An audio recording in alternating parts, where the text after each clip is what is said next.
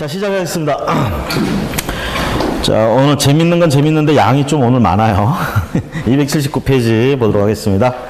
자, 5절 토지이용 계획과 공법상 제한사항 확인. 여러분들 이제 부동산 공법을 많이 배우시잖아요. 거기 있는 내용들 이제 확인한 거 얘기하는 거예요. 대개 이제 국계법에 나와 있는 거, 국토계획 이용에 관한 법률에 나와 있는 제한들, 자, 용도지역, 용도지구, 용도구역 뭐 이렇게 해가지고 건폐율, 용적률 이렇게 제한하잖아요. 특히 용도지역 같은 거 이렇게 나눠져 있잖아. 그런 건 어딜 보면 되냐면 토지이용 계획 확인원이라는 거, 이걸 발급받아 보면 나옵니다. 아시겠죠? 거기서 5번에 가보시면 토지이용 계획 확인서 같은 거 발급받아. 그래서 공법상의 제약을 검토해 볼 때 가장 기본적으로 띄워보는 게 그 토지이용 계획 확인서라는 거 보시고 다음 페이지 넘어가시면 토지이용 계획 확인서가 어떻게 생겼는지 그 샘플을 하나 해놨습니다. 이렇게 생겼구만. 아시겠죠? 여기에 뭐가 들어가고 굳이 외울 필요는 없어요. 이건 여러분들이 작성하는 내용들이 아니기 때문에 그냥 있는 거 발급받는 거예요. 그래서 어떤 내용들로 구성되어 있는지 그냥 검토 한번 해보시면 되겠고요. 다음 넘어가시고 공법상 이용제한 사항의 내용 가보시면 일단 기본적으로 국토이객 및 이용에 관한 법률에 의해서 이용제한 당한다. 이 법에서 이용 제한할 때 가장 컨셉이 뭐라 했어요? 기본적인 컨셉. 용도지역 지정해가지고 용도를 제한하고 높이를 제한하고 건폐율 용적률을 제한하는 게 기본 컨셉이라고 그랬잖아요. 그렇죠? 자, 그렇게 하는 것으로 좀 안 되는 2% 부족한 부분들은 지구 단위 계획을 세운다든가 이렇게 따로 해가지고 해간다고 그랬어요. 그럼 기본이 되는 거 국토계획 및 이용에 관한 법률, 자, 용도지역, 용도지구, 용도구역, 토지이용 계획 확인원을 통해서 확인할 수 있습니다. 그래서 특히 토지 같은 거 매매할 때 이런 거 할 때는 이런 내용들이 중요해요. 땅을 사는 사람들 입장에서는 뭐 개인 단독주택 하나 지으려고 사는 사람들도 있을 거고, 심지어는 이제 좀 크게 저기 한다 그러면 연립주택 단지를 좀 지으려는 사람들이 살 수도 있는 거고, 그런 걸 이제 중개한다 그러면 뭐 한 1년이 편하지. 그죠? 자, 그런 거 하려면 결국 뭐예요? 여기에 그런 건물들이 몇 층까지 들어올 수 있고 이런 걸 얘기하려면 결국은 가장 기본적인 게 용도지역을 확인하는 거예요. 그 다음에 교육환경 보호에 관한 법률도 있습니다. 결국은 공법상 이용 제한 다루는 거.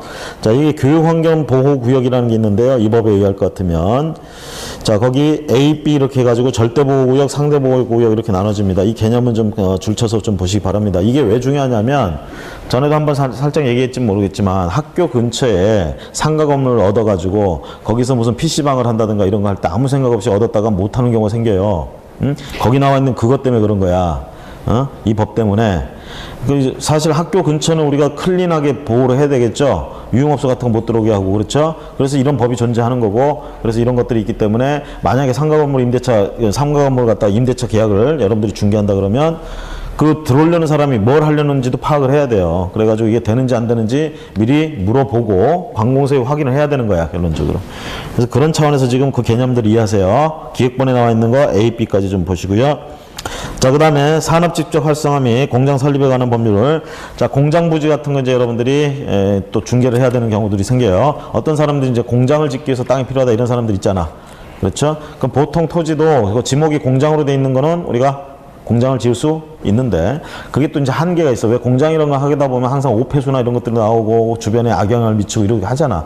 그래서 그렇기 때문에 될 수 있는 지역이 있고 안 될 수 있는 지역이 있고, 특히 거기에 나와 있는 뭐 산업 지적 활성화 및 공장 설립에 관한 법률에는 이제 그런 게 가능한지 안 가능한지 이런 부분들을 기본적으로 얘기하고 있는 법들입니다. 이런 법을 검토해가지고 얘기를 해줘야 되겠죠? 그렇죠? 넘어가시고 도로법이나 전통사찰 보존 지원에 관한 거, 자연공원법 이런 거 전부 다 각각 그 해당 물건과 관련돼서 필요한 것들을 우리가 살펴보게 된다는 얘기예요. 그럼 결국은 이런 법들하고 관계돼서 물건을 취급한다 그러면 토지가 제일 문제인 거야. 그래서 여러분들이 중개를 할 때 보면 토지를 중개하는 게 가장 또 중개 꽃이에요. 토지 중개가 그렇게 쉬운 게 아니야. 우리 생각에는 아이씨 뭐 가서 빈 땅 그냥 중개하면 되는 건, 이런 법들하고 전부 관여가 되는지 안 되는지를 우리가 검토를 해줘야 된다는 얘기예요. 제대로 하려면. 제대로. 제가 지금 제대로라고 얘기했죠. 제대로 안 해서 문제인 거야. 제대로 안 해서. 제대로 안 해서 나중에 피 터지지 말고 우리가 제대로 해가지고 이게 다 이런 것들 해야 면책당하고 하는 거예요. 사실 나중에 뭐 사고 터지면. 응? 자, 그 다음에 공법상의 거래 규제. 방금까지 본 건 뭐야? 이용 제한을 당한 거예요. 이런 법령들에 의해서 이용 제한하는 법령들이었고요. 이번엔 거래 규제를 하는 거, 거래 규제. 거기 산업직접 활성화해서 뭐 공장 설립 관계돼가지고 공장 지을 수 있는 부지는 또 거래를 갖다가 제한하는 게 있다면, 특히 총량제 이런 것들이 실시됩니다. 수도권 일대에다가 공장을 지을 수 있다, 공장 허가 받아야 된다 그러면 허가권자가 1년에 공장 허가 해줄 수 있는 면적이나 이런 것들을 총량제로 묶어버려요.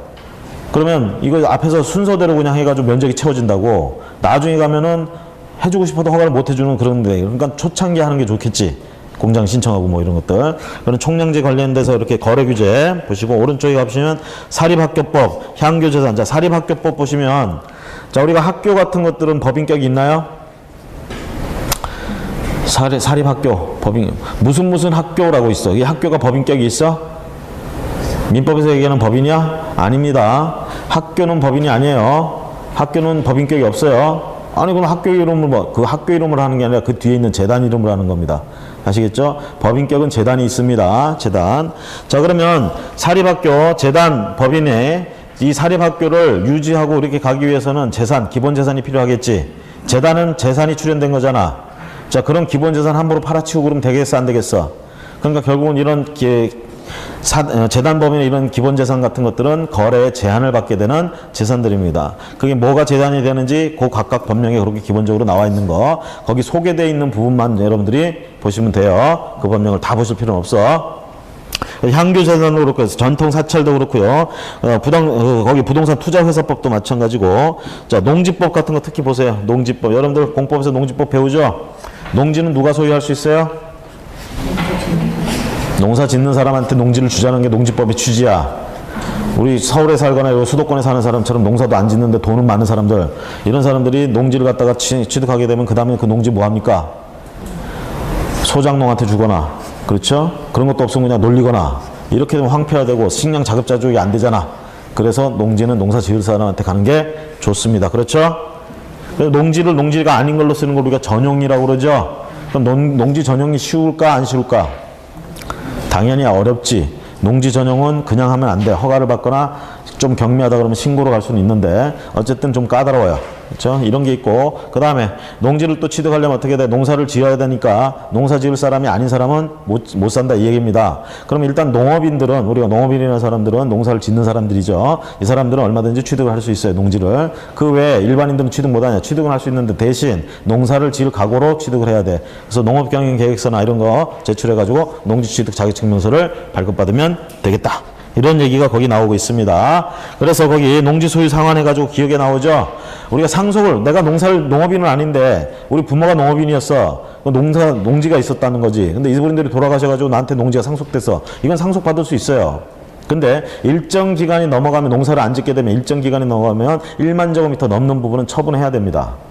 1만 제곱미터까지만 유지할 수 있어요. 그 얘기야, 거기 나와 있는 게. 다음 페이지 넘어가셔가지고, 그 다음에 니은디글 리글 이렇게 해서 나오는데요. 8년 이상 뭐 하는 사람들, 8년 이상 했던 사람이 이제 농사 더 이상 짓기 싫어하고 그 농사를 안 짓고 그렇게 갈 때, 그럴 때 1만 제곱미터까지만 유지하고 나머지는 처분해야 된다. 그런 얘기들이에요. 니은디글 리을. 자, 그 다음에 이제 중요한 게 거기 농지취득 자격증명. 그래서 농업인이 아닌 사람들은 농지를 취득할 때 농지취득 자격증명서를 발급받아야 됩니다. 어디 가서 받느냐? 첫 줄 시장, 세 줄 내려서, 두 줄 내려서 구청장, 그 다음에 읍장, 면장. 자, 이 사람들한테 그 논이 있는, 농지가 있는 이 해당 지역에 시구, 읍면장이라고 이렇게 해놨죠? 얘들한테 가서, 자, 뭘 내야 되느냐? 농지 이용 계획 확인서를 제출하고 이거에 대해서 검토를 받고 농지취득 자격증명서를 발급받아야 된다. 자, 거기 니은에 보시면 이 농취증이 발급 면제가 되는 게 A, B, C, D, 아유씨, 헷갈려. 영어가 안 되네, 오늘. 자, 그 네 가지가 있어요. 자, 여기서 이제 여러분들 체험학습이라는 게 있죠. 체험학습 차원에서 주말농장, 이런 거 소유하는데 조심하세요. 주말농장도 농취증이 필요합니다. 아시겠죠? 그런데 농취증을 원래 발급받으려면 농업경영계획서가 있어야 되는데 이 체험 주말 이거 하기 위해서 하는 거는 농업경영계획서는 면제됩니다. 농취증이 면제되는 게 아니라 농업경영계획서를 내지 않아도 농취증이 나온다는 얘기야. 주말 체험 농업 하겠다 하면. 그래서 거기 리을번에 가보시면 농업경영계획서 작성 예외란 말 있죠? 있어요, 없어요? 거기 B번에 보세요. 주말 체험 영농. 그 가로 끝에 가보면 뭐라고 돼 있어? 체험 농농을 하고자 농지를 소유하는 경우 뭐 한다는 얘기야? 농업경영계획서 작성이 면제된다는 얘기입니다. 아시겠죠? 농취증은 발급받아야 돼요. 거기 면제, 발급 면제 안 나와 있잖아. 그러니까 발급받아야지. 자, 그 다음에 디귿의 농업경영계획서 작성에 대해서 이제 설명해놨고 내려와서 그러면 이렇게 농취증을 발급을 신청을 하면 4일 만에 검토해서 나옵니다. 농취증이. 그래서 농업경영계획서가 합리적이고 이렇게 되면 대개 4일 만에 농취증이 나옵니다. 이거 나오면 농지를 취득할 수 있어. 여러분들 이제 경매에 농지가 나왔어요. 경매 농지 나왔어. 그럼 농취증을 먼저 발급받고 낙찰받으러 들어가야 될까? 그냥 일단 낙찰을 받고 그 다음에 농취증을 발급받을까? 일단 낙찰 받고 우리가 매각 경매 절차가 보면 매각 입찰 기일이 있어요. 매각 기일. 이날 최고가 매수 신고인이 정해집니다. 제일 높은 가격을 써낸 놈이 정해져요. 그럼 얘를 우리가 흔히 낙찰자라고 그러는데 확정된 건 아니야. 그로부터 일주일 동안 안에 확정을 합니다. 그 매각 허가 결정한 거를 걔한테 팔기로 한 거를. 그럴 때 이 농지다 그러면 일단은 최고가 써낸 놈을 1등으로 줘요. 그 다음에 일주일 동안에 매각 검토할 때 허가를 검토할 때 얘가 농취증 발급받아가지고 제출해야 돼. 그게 제출돼야 매각 허가 결정이 나와. 아시겠죠? 그래서 처음부터 농취증을 발급받으면 내게 될지 아닐지도 모르는데 무슨 농취증을 발급받아. 일단 제일 높은 가격 써야져서 내게 돼야 되는데. 그쵸? 이렇게 생각하면 뻔하잖아. 근데 시험장에서 이렇게 생각이 안 돼. 그게 문제인 거야. 그렇죠? 자, 287페이지. 자, 농지 임대차 같은 거 있습니다. 원칙적으로 농지 임대차는 이게 막 자유롭게 되는 게 아닙니다. 농지 임대차를 자유롭게 인정하면 다 어떻게 되겠어? 돈 있는 데를 사가지고 전부 임대차 놓고 난리 나겠지. 이거 부득이한 경우에 되는 거야, 임대차. 그래서 농지 임대차, 거기 상속이나 뭐 이렇게 해가지고 가지고 있는데 그냥 가지고 있기 싫은데 있게 됐어. 그럼 임대차 가능하게 해주는 길이 있다 이 얘기입니다. 자, 그런 얘기들 A, B, C까지 좀 보시면 되겠고요. 나머지 뭐 어려운 것들은 없고 전부 여러분들이 농지법에서 즉 공법에서 배운 내용들하고 일부 중복됩니다. 그런 거 기억해야 될 것들 나와 있으니까 여기 나와 있는 거 최소한 우리 중개사 법령을 위해서 좀 기억해 주시고요. 그 다음에 288페이지 가시면 6절에 중개 대상물의 내외부 상태, 시설 상태, 입지 및 환경 상태. 우리가 앞에서 이제 중개사법에서 보면 그 대상물 확인 설명서 있죠? 그쵸? 그거 작성하는 그거하고 이제 맞물리는 건데 그 확인 설명서가 구조가 어떻게 되어 있느냐 거기 있는 것처럼 수도, 전기, 가스 이런 부분 벽면 및 도배, 일조 소음, 도로 및 대중교통 이런 것들을 집어넣게 되어 있습니다. 아시겠죠? 그 내용들이 그렇게 들어가는데 이런 게 들어가는구만 이렇게 보시고 일단은 7절에 가보자. 중개대상물 확인 설명서 작성 방법 해서 나옵니다. 앞에서는 우리가 중개사법에서는 이런 서식이 있다라는 거 확인했고요. 그 법정 서식입니까? 아닙니까? 법정 서식이죠. 반드시 이거 사용해야 돼요. 중개대상물 확인 설명서. 지금 현재는 네 가지 세트입니다. 중개대상물 확인 설명서는 4종이에요. 주거용, 비주거용, 그 다음에 토지, 그 다음에 임목, 광업, 공업, 재단 합쳐놓은 거, 공장재단 합쳐놓은 거. 이렇게 4가지야. 자, 그래서 290페이지부터 보세요. 다시 중개대상물 확인 설명서가 나오고 있습니다. 거기 제일 첫 번째 제목 보세요. 중개대상물 확인 설명서 로마 숫자 1 주거용 건축물 이렇게 돼 있죠. 주거용 건축물을 중개하게 되면 이 중개대상물 확인 설명서를 작성을 해야 됩니다. 다음 페이지 한 장 넘어가면 293 로마 숫자 2 있죠. 비주거용 건축물 있습니다. 비주거용 건축물 여러분들 상가 건물 같은 거 중개를 했다 그러면 이 중개대상물 확인 설명서를 작성해야 됩니다. 넘어가셔서 토지를 중개했다 여러분들이 296페이지 중개대상물 확인 설명서 토지 요거 했다 그러면 요 설명서를 작성을 해야 됩니다. 마지막에 가셔서 299페이지 가시면 로마 숫자 4번 임목 중개를 했다. 광업재단, 공장재단 중개를 했다. 그럼 이 중개대상물 확인 설명서를 작성을 해야 됩니다. 이게 법정 서식으로 4종류가 만들어져 있어요. 그럼 여러분들 이제 머릿속에는 뭐 복잡하게 이렇게 하는 거야. 하나로 하지. 이렇게 생각될 수도 있겠죠.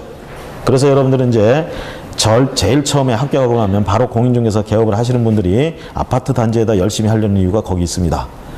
다른 건 모르겠거든. 복잡하고 짜증나거든. 아파트는 내가 맨날 보던 거거든. 그죠? 그러니까 거기다 하는 거야. 사실 아파트는요, 뭐 할 게 없어요. 토지 이용 계획 확인원 띄워보면 뭐해? 이미 다 나와 있는데. 그 제안 받아서 건물 지어놨잖아. 그 설명하고 자시고 할 것도 없어. 그 아파트 사가지고 누가 그걸 개조한대? 개조도 못해요. 뭘 고쳐? 못해. 그냥 사는 거야. 그냥 그렇게. 그런 거 하고 있어요. 그러니까 아파트 단지 내에 그렇게 많은 개업공인중개사들이 들어와서 생기는 겁니다. 단지 내 상가 가면 어때? 단지 내 상가는 그 아파트에 쓰는 사람들 주민의 편익을 위해서 뭔가 필요한 근린생활시설들이 들어오면 좋잖아. 오늘날에는 거의 다 1층은 개업공인중개사로 도배를 하고 있죠. 그렇죠? 자, 어쨌든 복잡한데요. 여기서 이제 이 중개대상물 확인 설명서 가지고 나오게 되면 비교해가지고 자, 어떤 거에는 들어가 있는 항목이 어떤 거에는 안 들어가 있는 게 있어요. 이게 이제 문제로 내는데 이게 참 치사한 거야, 사실은. 그걸 낸단 말이야.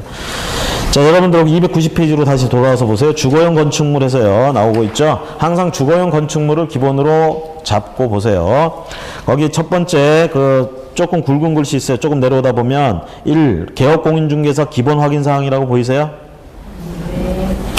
그래가지고 항목들이 쭉 나오고요. 오른쪽에 가보시면 비슷한 위치에 2번 개업공인중개사 세부 확인사항 이렇게 나오죠?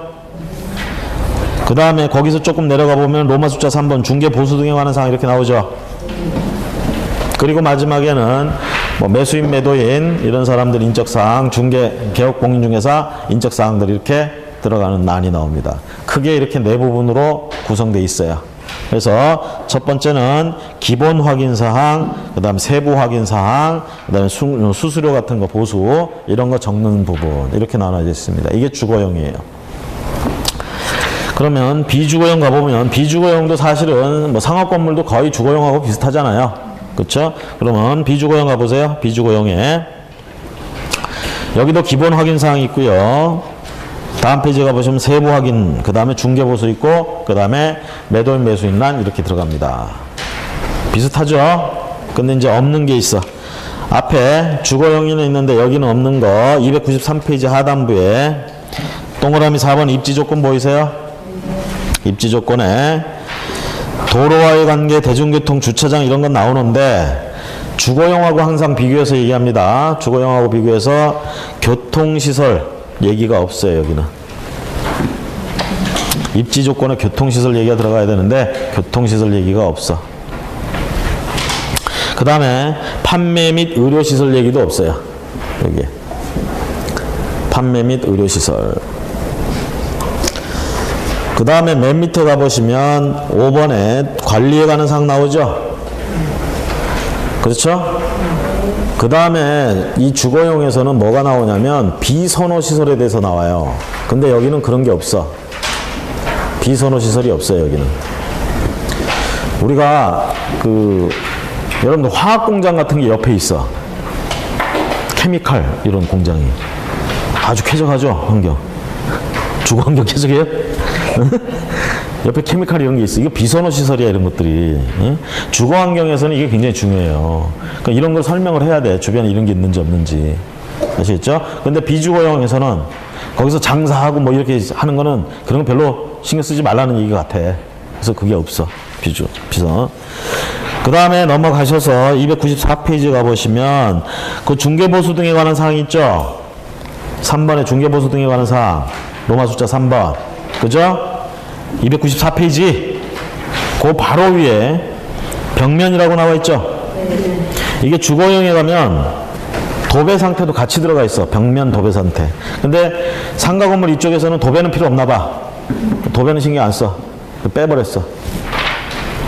그리고 아까 비선호 시설도 뺐다고 그랬잖아요. 여기서는. 그 다음에 바로 환경 조건도 빼버렸어요. 여기는. 그 벽면 밑에 환경 조건이 나와야 되는데 환경 조건도 빼버렸어. 주거용은 환경 조건 들어가는데 여긴 빼버렸어요.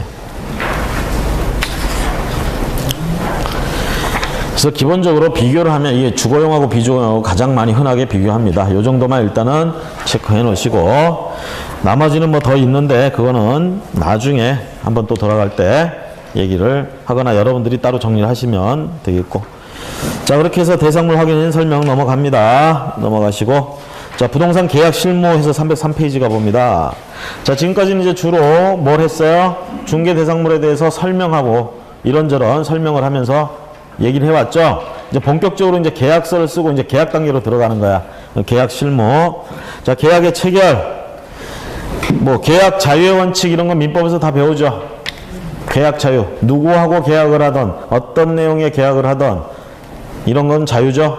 사적 자체 원칙을 기반으로 한 계약 자유 원칙.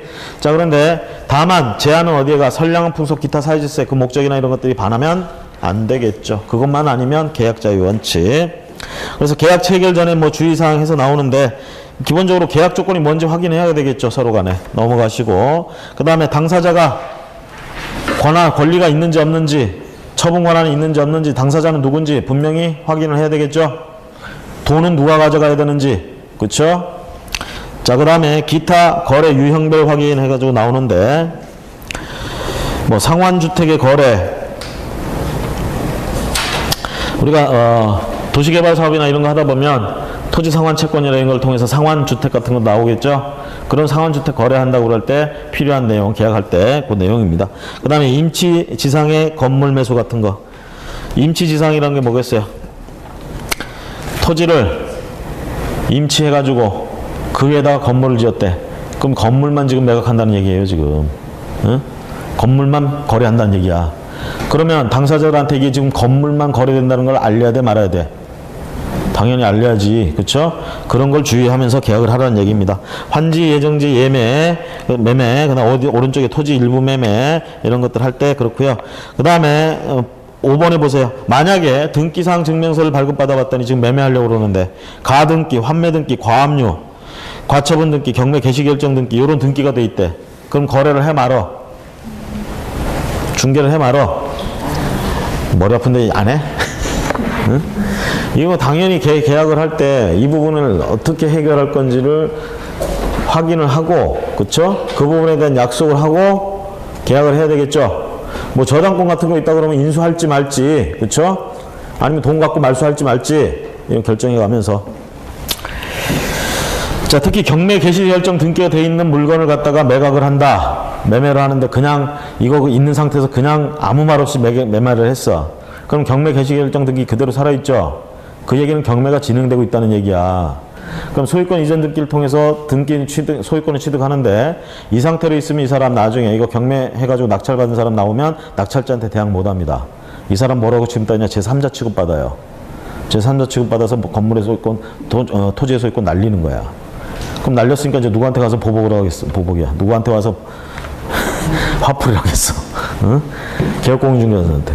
그 돈은 누구한테 사실 받아야 돼? 매도인이 잘못한 거죠? 그럼 매도인 쫓아야 되는데 매도인이 이미 팔고 없잖아.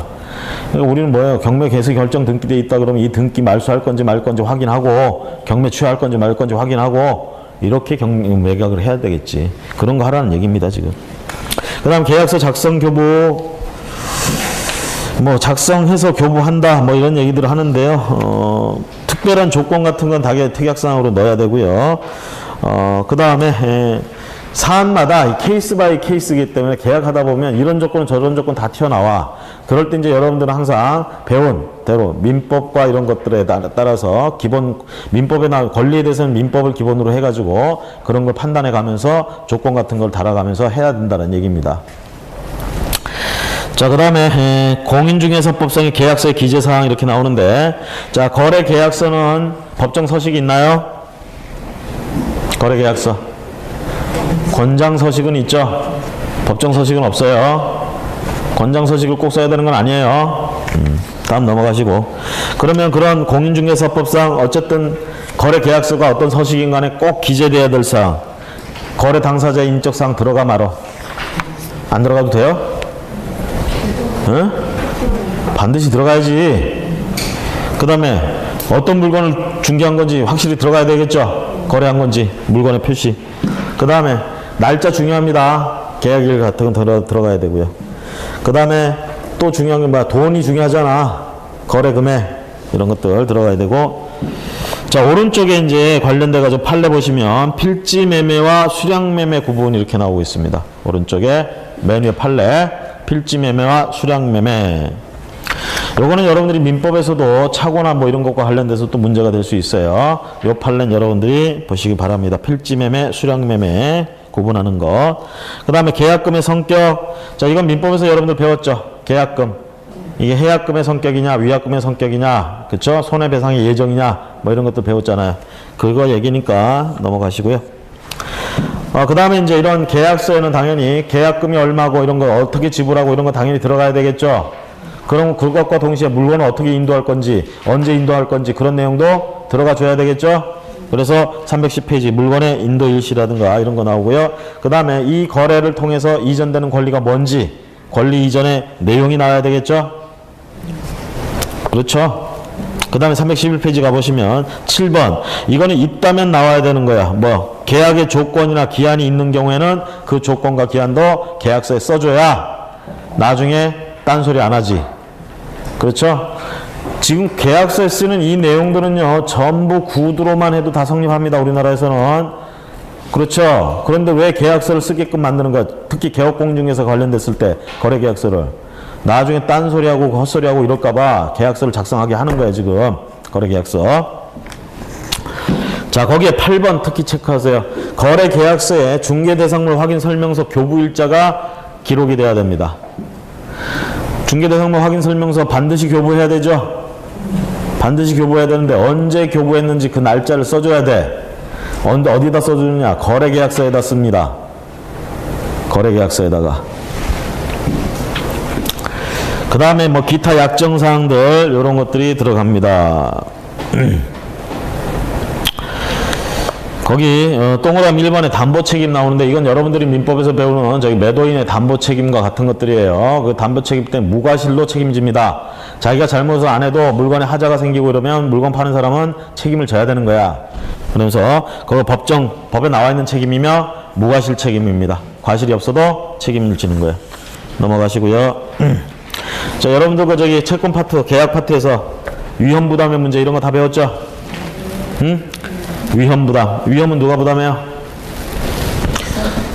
매매 계약을 했는데, 집을 매매 계약을 했는데 아무도 잘 몰랐는데 벼락 맞아가지고 집이 솔라당 타버렸어. 누가 책임져?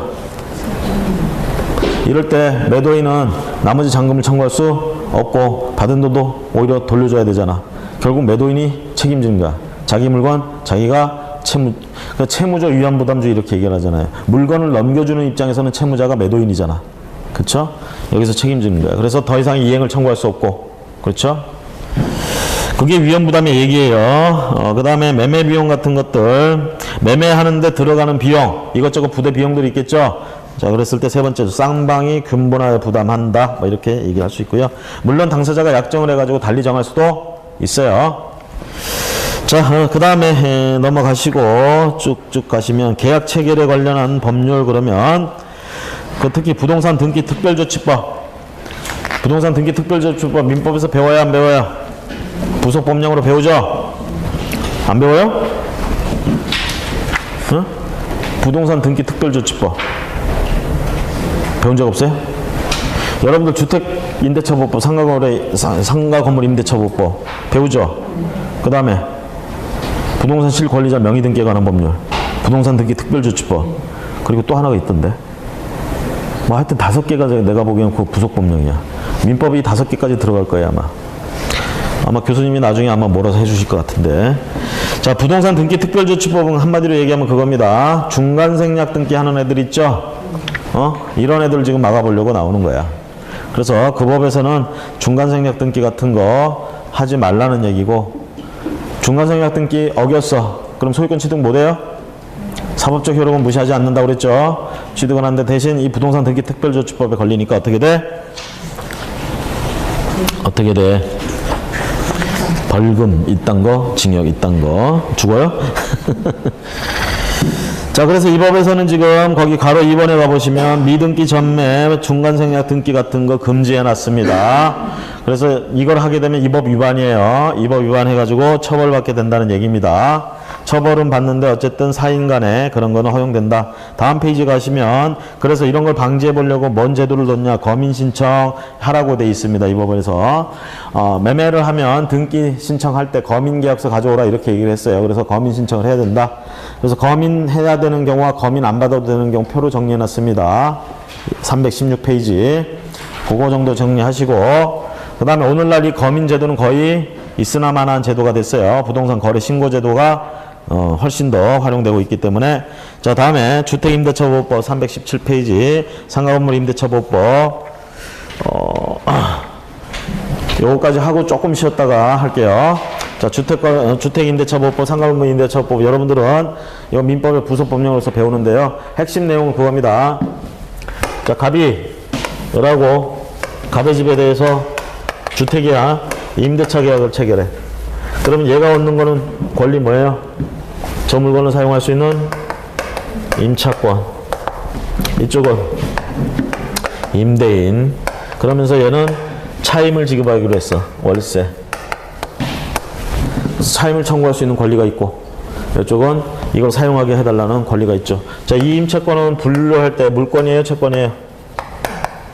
채권으로 분류되죠. 그렇죠? 그럼 이 임차권의 목적물은 뭐야? 권리의 객체, 대상은. 임차권의 권리의 대상. 자, 우리가 물권의 대상은 뭐예요? 객체, 물권의 객체, 물건. 물권의 객체는 물건.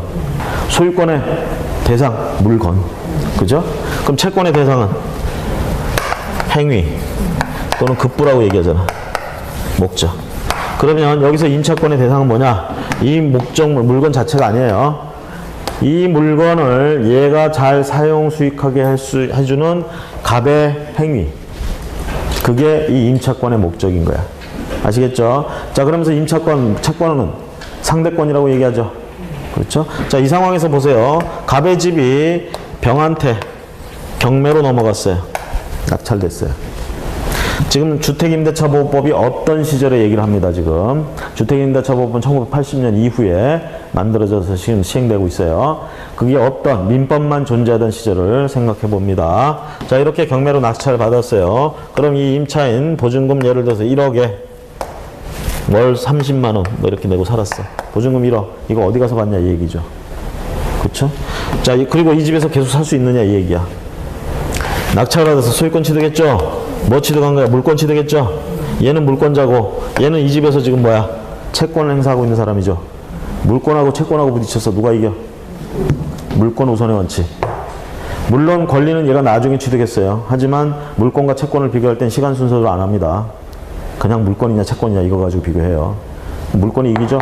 그러니까 어떻게 되는 거야? 얘는 얘한테 대항할 수 없다. 나가 그럼 나가야 되는 거예요. 그럼 보증금이 이제 문제야. 1억은 어디 가서 받느냐 얘기지. 자, 이거 임차 보증금 반환 청구권이라는 채권이 얘한테 존재를 해. 이 채권은 누구한테 행사해야 돼요? 누구하고 약속한 거야? 얘하고 약속한 거잖아. 얘는 채무자가 아니야. 그 부분에서는. 쟤한테 주장을 해야 돼. 이 1억을 얘한테 달라고 할 수가 없어요. 얘가 나가 그러면 1억 줘 이런 소리도 못하고 나가야 돼. 그러면 얘는 당연히 어디 도망가고 없겠지. 그럼 얘 채권은 종이조각이면 마찬가지야. 그러면 경매에서 얘가 지금 낙찰받았다는 얘기 아니야. 그럼 얘가 낙찰 대금을 법원에서 냈을 거 아니야.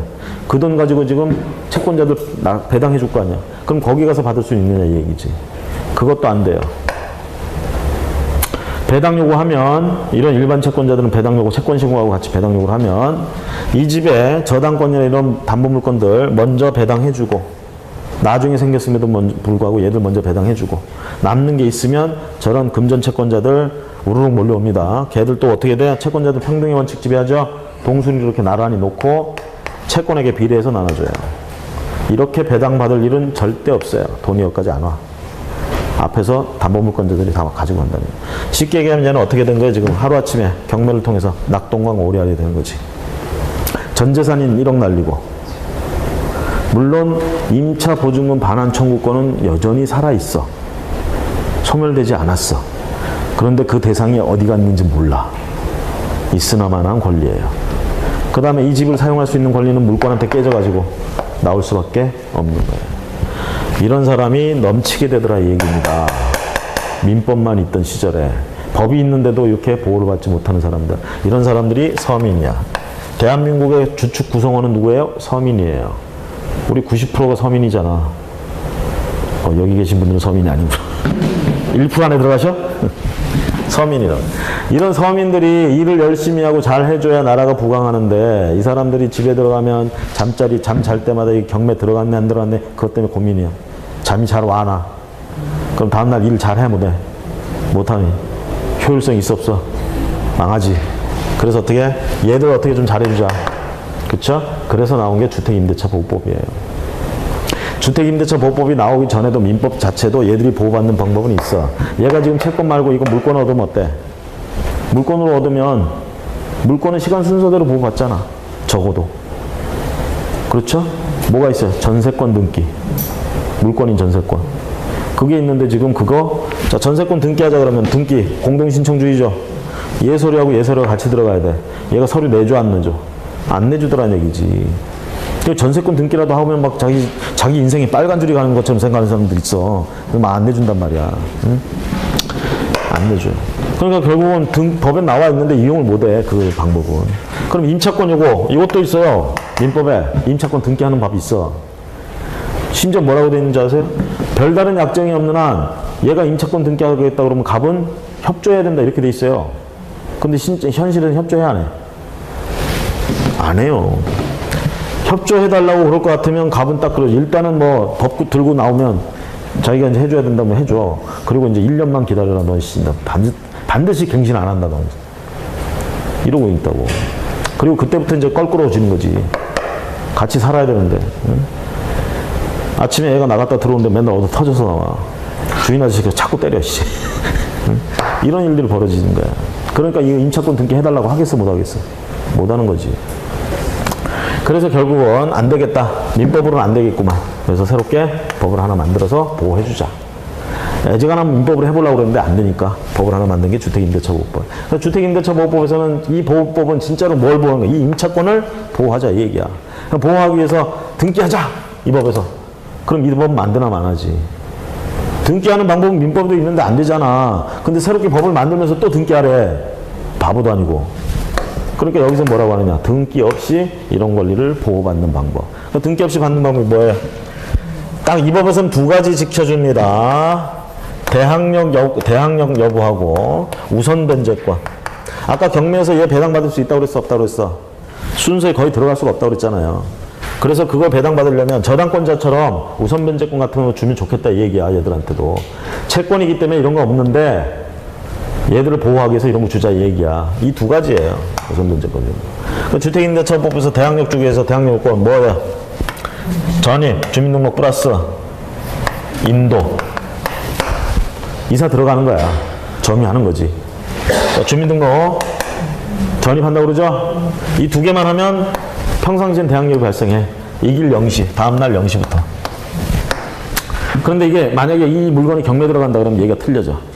이 집이 경매 들어간다 그러면 얘가 이런 걸 갖추고 있을 때 이게 대항력이 있는지 없는지는 다시 검토해 봐야 돼. 뭘 기준으로? 말소 기준 등기라는 게 있어요.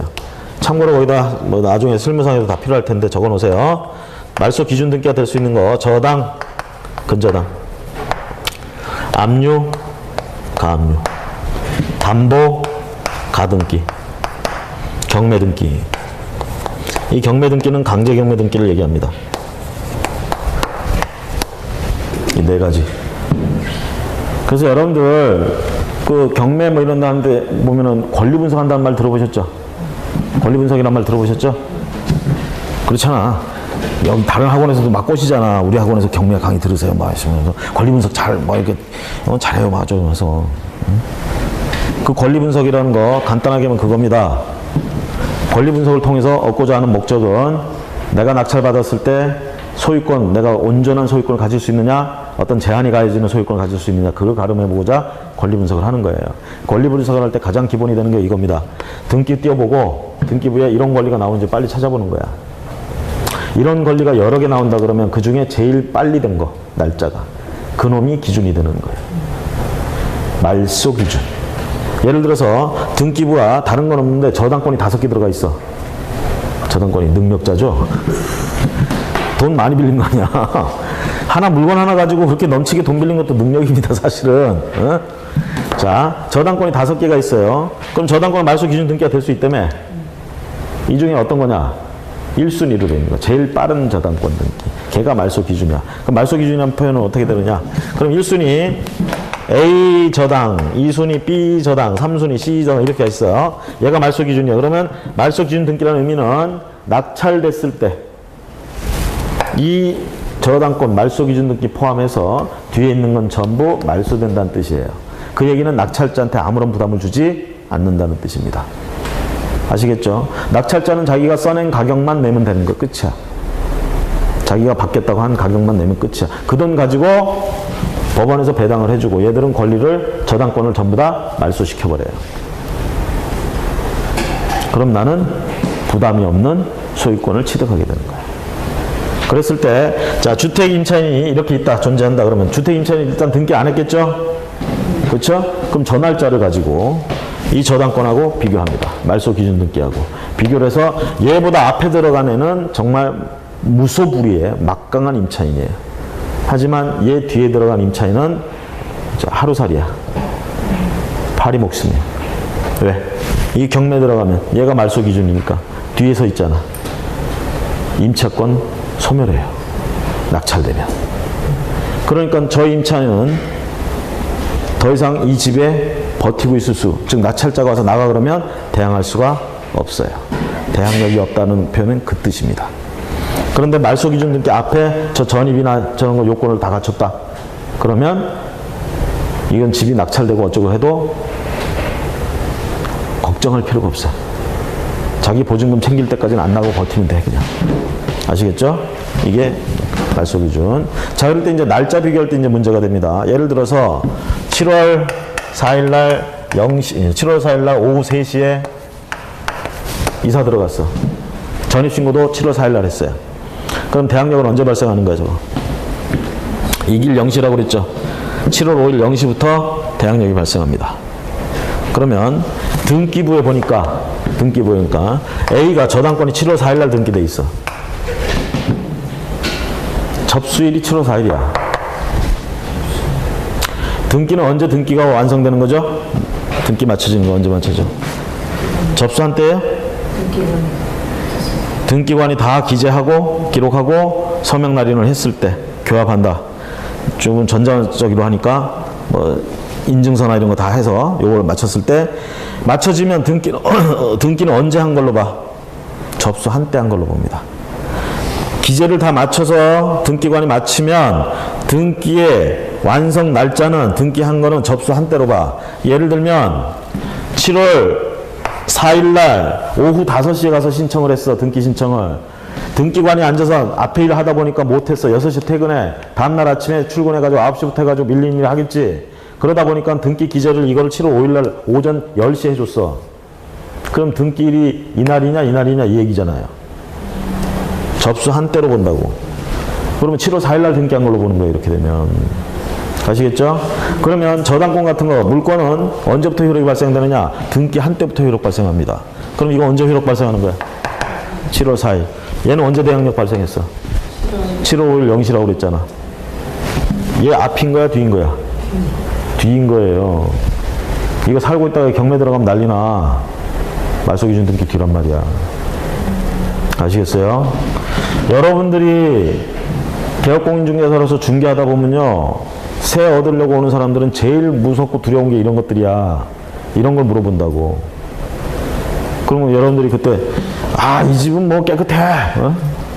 이 집은 집값이 10억짜리인데 저당권이 5억밖에 안 돼 있으니까 걱정하지 마. 이런 식으로 대답하면 상당히 없어 보여요. 이런 걸 다 감안해 가면서 설명을 해야 돼. 아시겠죠? 이거 어려운 내용 아니에요. 여러분들이 다 배운 거 가지고 지금 응용을 한 것 뿐이에요. 그래서 요거는 이제 여러분들이 나중에 실제로 실무에서도 써먹을 수 있는 거야. 이게 말소 기준 등기다. 그쵸? 경매에서 권리 분석한다 그러면 제일 먼저 할 게 등기부에서 이거부터 찾으세요. 그리고 이게 여러 개 있다 그러면 제일 빠른 걸 찾아. 그리고 그거보다 앞에 들어갔느냐 뒤에 들어갔느냐 해서 대항력이 있다 없다가 되는 거야. 평상시에는 그냥 이거 하면 대항력 발생해. 다음날 0시에. 근데 경매에서는 대항력이 있는지 없는지는 이렇게 검토해야 됩니다. 그 다음에 그거 가지고 지금 어쩌다 보니까 뒤에 들어가가지고 대항력이 없어. 그럼 쫓겨나는 거죠 일단? 그럼 이 사람 보증금이라도 챙겨야 될 거 아니야. 아까 보증금 여기 순위 못 들어갔죠? 우선변제권 준다며. 그래서 우선변제권 그냥 주는 거 아니고 요건을 갖추면 대항력권 플러스 확정일자란 말 아시죠? 확정일자. 요거 갖추면 요게 다 갖춰지면 그때부터 순서에 요거 날짜 가지고 순서에 들어가는 거야. 예를 들어서 7월 4일 날 전입신고를 했어. 그리고 7월 12일 날 확정일자 받았어요. 우선변제권 순서 들어갈 때는 어떤 날짜가 7월 12일이야. 그날 다 요건 갖춘 거야. 이번에 거꾸로 계약서, 확정일자는 계약서만 있으면 받습니다. 임대차 계약서. 오늘 요즘은 이제 행정 편의상 그렇게 안 해주는데 예전엔 그랬어. 근데 이것도 우리 법원에 가면 또 확정일자는 그냥 받을 수 있어요. 등기소 가도 그렇고. 이사 안 들어가도 전입을 안 해도 그냥 받을 수 있다니까. 근데 이거 구청에 가면 안 해줘. 전입했을 때만 해줘. 근데 사실 미리 받아봐야 소용없어요. 이 확정일자는. 왜? 얘만 받았어. 아무 효과 없어요. 다 갖춰줘야 돼. 그래서 7월 4일 날 이거 받았어. 아무 효력 없어요. 7월 12일 날 이거 받았어. 그러면 대항력 언제 발생해? 이 인도 이사 들어간 거 이거 잘 판명이 안 돼서 신경 안 써요, 되게. 7월 12일 날 전입했어. 대항력 언제 발생한 걸로 봐? 13일 0시. 그렇죠? 그러면 우선 변제권도 날짜가 어떻게 돼? 13일 0시부터 발생했다 이렇게 되는 거예요. 얘 갖고 가는 게 아니야. 다 갖춰줘야 돼. 근데 거꾸로 7월 12일 날 확정일자 받았고 7월 4일 날 이거 했어. 이미 대항력은 발생돼 있죠? 거기다 확정일자만 얹었잖아. 확정일자는 이길 영시란 말 안 해. 그러니까 어떻게 해? 바로 7월 12일 날부터 우선 변제권이 있다 이렇게 되는 거예요. 자, 그렇게 들어갑니다. 자, 이렇게 해가지고 이 날짜 가지고 어떻게 돼요? 저 배당 순서에 들어간다는 얘기야. 그래서 순서에 서 있다고 우선 변제권이 뭐냐? 내 차례 되면 뒤에 사람보다 우선해서 배당을 받는다. 만족할 때까지. 그렇죠? 자, 그런데 이렇게 생각해 봅시다. 그래서 2등이 됐어. 2등 돼서 야, 보증금 좀 챙겨가야지 그러고 있는데 얘 금액이 낙찰대금을 다 가져가도 모자라. 1순위 채권액들이 엄청나게 커요. 다 가져가서 한 푼도 안 남아. 이 두 번째 서 있다가 한 푼도 못 받았네. 그쵸? 그러니까 무슨 일이 생겨? 법에서 보호해주겠다고 이거 등기 없이 이거는 집주인이 도움도 필요 없어요. 혼자 다 갖출 수 있는 거야. 이렇게 해가지고 있었는데 이런 아무것도 못 받았네. 법의 망을 요리조리 피해 다니면서 보호를 안 받는 이런 사람들이 나와. 참 기가 막히고 코가 막히죠. 그렇죠? 이런 사람들 구제해 줄까 말까? 여러분 같으면 구제해 줄까 말까? 구제해 줘야 되겠죠. 근데 모두 다 구제해 줄 수는 없어. 모두 다 구제해 줄 수는 없습니다. 이게 다 형평의 원리에 입각해서 이렇게 구제를 해주는 거야. 무조건 이 사람들만 구제해 준다? 이 사람들은 구제를 많이 해주면 해줄수록 피해가 누구한테 가? 일반적인 채권자들한테 가는 거예요. 정상적으로 돈 빌려주고 이렇게 줄 서 있던 사람들한테는 날벼락이야, 이런 게. 물건이나 채권은 일반적인 성격 가지고 이렇게 생활하던 사람들한테는 이게 날벼락이야. 응? 그러다 보니까 무조건 얘들만 보호해 줄 수는 없다는 얘기지. 그래서 그래도 이렇게 한 애들 중에 그래도 좀 보호를 해줘야 될 애들, 어떤 애들이겠어? 보증금을 많이 가지고 살던 애들일까? 적게 가지고 살던 애들일까? 어떤 사람들이 더 힘들어? 우리는 그렇게 생각하나 봐. 보증금이 많던 사람은 망해도 금방 일어난다고 생각하는 것 같아. 근데 보증금이 적게 살던 사람들은 정말 힘들다 이렇게 보는 거야. 그래서 그 사람들부터 구제를 해주자. 그래서 최우선 변제권이라는 게 나오는 거예요. 소액임차인 제도, 최우선 변제. 그래서 최우선 변제는 보증금이 소액이다 그러면 최우선 변제를 받을 수 있고, 최자가 붙었기 때문에 이때부터는 시간 순서에 상관이 없습니다. 제일 먼저 배당을 해주게 돼요. 나중에 생긴 권리이지만 제일 먼저 배당을 해주게 돼요. 그래서 최자를 붙였어. 그래서 두려운 권리야. 이걸 또 집주인들이 악용하지. 경매 들어갈 때쯤 되면 자기 집에 임차인들이 없는데도 불구하고 임차인들을 막 집어넣어. 그래서 최우선 변제권자로 만들어놔. 그리고 그 사람들이 받은 돈을 자기가 싹 가져간다는 얘기지. 그쵸? 그래서 결국은 줄 서 있던 저당권자나 이런 사람들은 이런 애들 찾아내려고 또 눈에 불을 켜고. 자, 그래서 그 최우선 변제를 해주려면 일단 이것도 요건이 있어야 돼. 최우선 변제. 자, 뭐가 있어야 되느냐? 전입은 해야 돼요. 경매 등기 나기 전엔 전입을 해야 돼. 그래서 가장 임차인들 들어올 때 되게 보면 전입 전에 경매 등기 나기 전에 전입을 해야 되는데 경매 등기 나기 전에 막 여러 명이 들어오고 막 그래. 전입이. 전입은 해야 되고요. 플러스 보증금이 소액이어야 돼요. 당연히 인도해야 되고 이사 들어가 있어야 되고 점유하고 있어야 되고 보증금이 소액이어야 돼. 자, 여기서 확정일자 얘기했어요, 안 했어요? 제가 안 했어요. 여기 확정일자 필요 없어요. 최우선 변제 확정일자가 필요 없어. 그러다 보니까 애들이 가짜 계약서 쓰는 거야. 확정일자 받아놨다 그러면 이거 가짜 계약서 나올 수가 없어. 아시겠어요? 요 두 가지 요건을 갖추면 최우선 변제를 받는다. 저건 시간 순서 없이 배당 받는다. 이런 게 주택임대차보호법에서 나오는 얘기고요. 그 다음에 기간에 있어서는 주택임대차 같은 경우는 2년 이하로 계약하면 2년으로 보고, 아무 말 없으면 2년으로 보고. 자, 그런데 이거는 임차인은 달리 주장할 수 있죠. 2년보다 짧게 해서 한 거 주장할 수도 있죠. 그렇죠? 그런 얘기가 주택임대차보호법에 나오고 있고, 자, 상가건물 임대차보호법도 구조가 똑같습니다. 상가건물 임대차보호법은 어떻게 보면 주택임대차보호법이 1980년에 만들어져서 시행되듯이 상가건물 임대차보호법도 그때부터 했어야 될 필요성이 있었는데도 불구하고 2000년대 들어와서 비로소 만들어졌어요. 너무 늦게 만들어졌죠. 그만큼 우리 여의도에 계신 분들이 게을러 터졌어요. 게을러 터졌어요. 자, 그래서 그 내용들을 지금 책에 일일이 뭐 말씀드리긴 힘들고 전부 종합해서 지금 설명을 했습니다. 상가건물 임대차보호법 구조는 똑같아. 거기도 뭐야? 거기는 이제 전입이라고 안 하지. 사업자 등록이라고 얘기합니다. 세무서 가서, 관할 세무서 가서 사업자 등록하고 플러스 점유하면 대항력 생겨. 그 다음에 걔들도 확정일자라는 얘기는 해. 대신 확정일자를 아파트 주택임대차 같은 경우 확정일자를 어디 가서 받아요? 보통 구청 가서 받죠. 동사무소 이런 데 가서 받잖아. 요즘은 동주민센터라고 뭐 그런 것 같은데, 거기서만 받는 게 아니라 아까 얘기했듯이 법원이나 등기소 가서도 받을 수 있어요. 그런데 상가건물은 확정일자를 관할 세무서에서만 받게 돼 있어요. 관할 세무서. 자, 그리고 이제 권리금 얘기가 들어가 있다라는 거, 상가건물에는 그거까지 여러분들이 좀 체크를 써놨다가 그 부분을 체크하시고, 우리가 5월 달에 돌아갈 때는 앞부분을 굉장히 빨리 지나갈 거예요. 5월 달에 갈 때는 앞부분 빨리 지나가고, 이 뒷부분을 상가건물 주택금 임차인 이거 하고, 주로 이제 연관되는 게 경매하고 연관됩니다. 이거. 그래서 경매하고 연결해서, 그 다음에 그 매수 신청 대리 행위하고, 그 다음에 배당 절차, 아니 경매 절차, 이것까지는 좀 자세하게 하기 위해서 앞부분이 좀 빨리 갈 거예요.